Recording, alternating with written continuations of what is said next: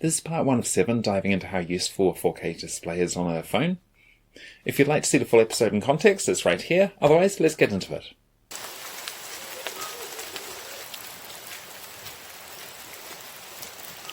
Okay, here's a basic setup of having the retina on the eye, the lens, which should actually be way over here, but we're just going to put it here to make it easy to show what I'm trying to show.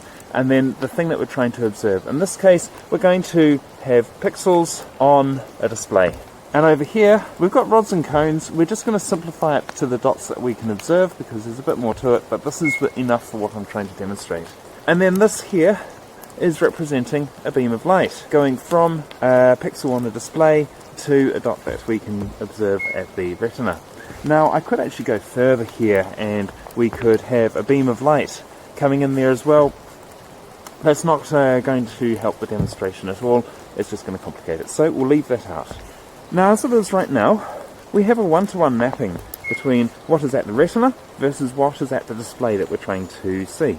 So here, one pixel over here lines up nicely with one dot that we can observe at the retina.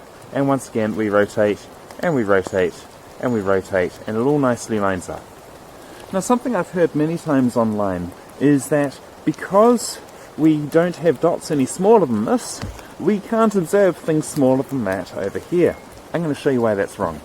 So what I'm going to do now, I'm going to replace these pixels on the display that we're trying to look at with much smaller pixels. This is going to take a moment.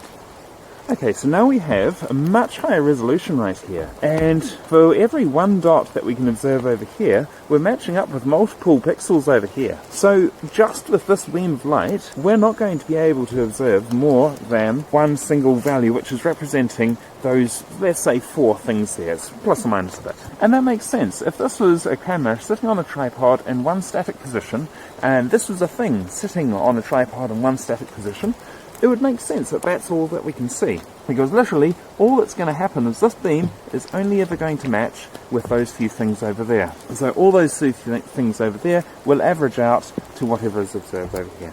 But that's not how we observe the world. For example, we are always moving our eyes around. And on the same note, our heads are always moving around. At the same time, things in the world tend to move around as well.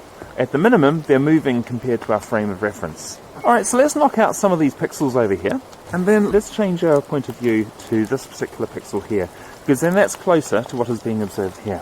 Now what we can see is, as we move the thing that is being observed, or we move the retina, we are changing what we are observing. So at this point, instead of moving both the retina and moving the beam of light of basically what is effectively being observed, I'm just going to leave those two things there, and I'm just going to move the object instead. But whether it's the object moving or whether it's the retina moving in relation to the lens and the object being observed, it doesn't really matter for the point of this exercise. So you can see here that as we move, at this moment here, we're 100% viewing this pixel. But if you have a look at the scope of what we're observing, it's actually a bit wider than that. So we're actually looking at about 66% showing these two dark pixels, and 33% looking at this non-illuminated pixel. So if we move this a little bit further, now suddenly we're looking at all 3 pixels line up nicely with this one particular dot that we're observing here. So bearing in mind that we're observing illuminated pixels versus non-illuminated pixels, and we're able to determine where that border is fairly precisely, much higher than the resolution of what we're actually seeing on the dot that is observed on the retina. So that's step 1. But step 2, as we move the retina in relation to that border, we can also see something interesting happening here. Because as we move across here, some of it is hitting only this dot here. And then at some point, it starts to transition over to this dot. And in between, we're getting a percentage on this dot and a percentage on that dot. Because this pixel is much smaller than these dots here, we're not going to get a smooth gradient between them. But while we're in the middle, we will get that smooth gradient.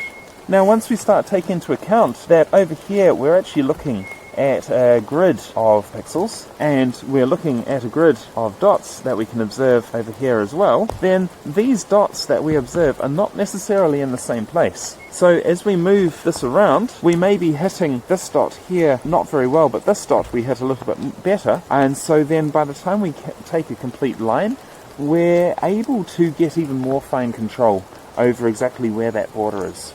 Now let's bring this back to the real world. Let's say we've got a line here, and this dot here lines up with this pixel over here. But this dot here lines up with this part of the stick here, which means that as we have a grid of these, there's a whole heap of area in between here, which we don't have fine steps in here. We've got, hey, here's an absolute step which covers this part, and here's an absolute step which covers this part, but in reality we see a smooth line, and it doesn't jump around like an old DOS game as we rotate it. Therefore, we have to be pretty good at being able to figure out what's happening in between these dots to make a good representation of what is actually happening in the real world. While our peripheral vision gives us low latency, low detail information, the main detail comes from fairly much the centre of our vision. But we have a detailed view of everything that's around us, and that happens because we're constantly moving our eyes around. To see this in action, you just need to look at a small display from a distance, for example, a small TV in your lounge, and watch something that you're really engrossed in, like a really interesting movie, and you may notice from time to time that you keep the picture, and yet everything around it just starts to go black. That's effectively the brain's equivalent of clearing out expired cache. And having fine/predictable movement can help our brains determine detail that the resolution of our eyes simply doesn't provide. To see this in action, you can actually just try reading some fine print that someone else is holding. It's massively more difficult than to read that same fine print when you're holding it. Some phone cameras are even starting to use a technique which looks to me like it's inspired by this. Google's Super Res Zoom is a really good example of this. So in part 1, we've covered a few variations of how persistence of vision helps us comprehend our environment around us, and how we effectively paint our model of what we are perceiving. If you'd like to see the full episode in its entirety, it's available right now there. And if you'd like to see a playlist of what's available so far, that's here, and like and subscribe.